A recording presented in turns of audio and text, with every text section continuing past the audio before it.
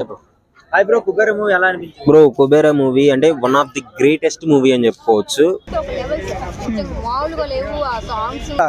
పోయిరా పోయిరా మామని సూపర్ డూపర్ ఎక్కడ చూసినా వాళ్ళే. సార్ వాళ్ళ కొడుకు మళ్ళీ ధనుష్ గారి సినిమా వేరే సినిమా చేయాలని చెప్పి నిజంగా కోరుకుంటున్నాను. హీరోయిన్ మన నాగార్జున గారు అయితే అసలు వండర్ఫుల్ అన్నమాట. ఆయన మన కంటెంట్ మన తెలుగు హీరోలు కూడా చేయగలరా? మన తెలుగు వాళ్ళు ప్రస్తుతం దురదృష్టం ఇప్పుడైతే ఎవరు చేయలేరండి. అనేది ఎట్లా చూపిస్తాడంటే యాజ్ ఇట్ ఈస్ దింపేశాడు భయ్య. ఎక్సలెంట్ ఉంది మూవీ. అంటే కొన్ని రియలిస్టిక్ ప్లేసెస్ లో కూడా దురదృష్టం ఏంటంటే తెలుగులో కూడా ఆ స్థాయి ప్రయోగాలు చేసే వాళ్ళు కూడా ఎవరు కనిపించట్లేదు. ఒక్కళ్ళు అల్లుకుపోయారు. సాంగ్స్ కూడా డిఎస్పి చాలా బాగా ఇచ్చాడు. ఫైనల్ గా మూవీ రేటింగ్ 10 కి నేను అవుట్ ఆఫ్ నిజంగా సార్ ఈ సినిమా తర్వాత ఇలాంటి సినిమాలు మీరు మళ్ళీ మళ్ళీ తీయాలి. ఆ డైరెక్టర్ సార్ కానీ ఇంకా నెక్స్ట్ నాగార్జున సార్ వాళ్ళ కొడుకు మళ్ళీ ధనుష్ గారి సినిమా వేరే సినిమా చేయాలని చెప్పి నిజంగా కోరుకుంటున్నాను. హీరోయిన్ యాక్టర్ ఒక లెవెల్ మామూలుగా లేవు ఆ సాంగ్స్.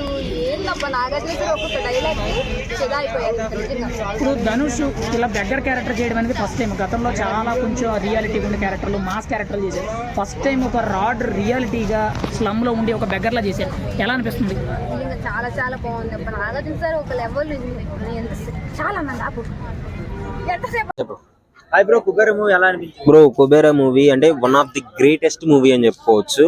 అంటే ఒక సినిమాకి హైప్లు, ఫైట్లు, నరుక్కోడాలు, గాల్లో కార్లు ఎగడాలే కాదు, ఒక సెంటిమెంట్ తో ఒక ఐడియాలజీని తీసుకెళ్లి జనాల మైండ్ లోకి చొచ్చుకుపోయే విధంగా ఒక రైటర్ రాసి ఆ డైరెక్టర్ అనేది ఎట్లా చూపిస్తాడంటే యాజ్ ఇట్ ఈస్ దింపేశాడు భయ్య.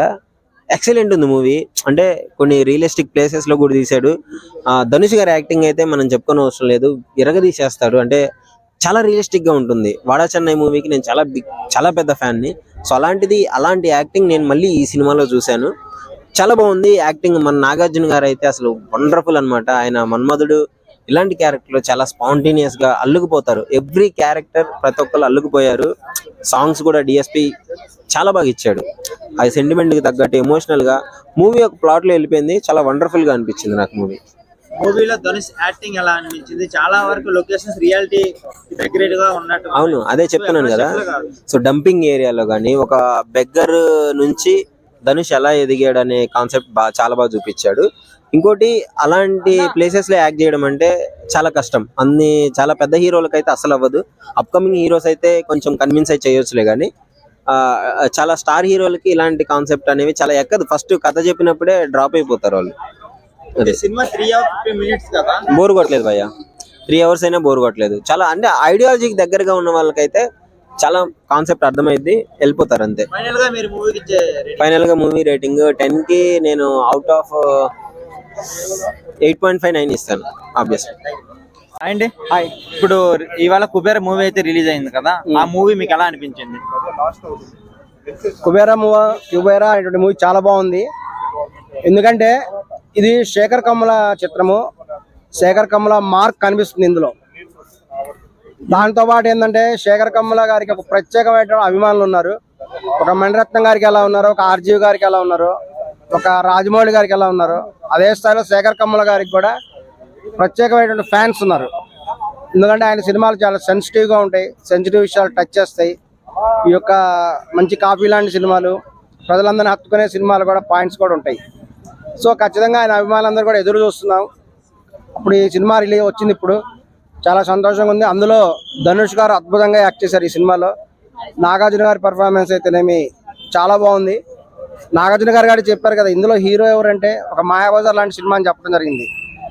ఒక ఎన్టీఆర్ గారు, ఏఎన్ఆర్ గారు, పెద్ద పెద్ద వాళ్ళందరూ కలిసి ఒక స్టార్స్ కలిసి తీసినటువంటి సినిమా ఇది. అదేవిధంగా కుబేరా సినిమా కూడా ఒక ధనుష్, ఒక నాగార్జున, ఒక శేఖర్ కమ్ముల, వీళ్ళందరూ కూడా మంచి మంచి స్టార్స్ ఉన్నారు. ఒక రష్మిక, వీళ్ళందరూ కలిసి కూడా అద్భుతమైనటువంటి పెర్ఫార్మెన్స్ చేసి ఈ సినిమాని కూడా సూపర్ డూపర్ హిట్ చేశారు.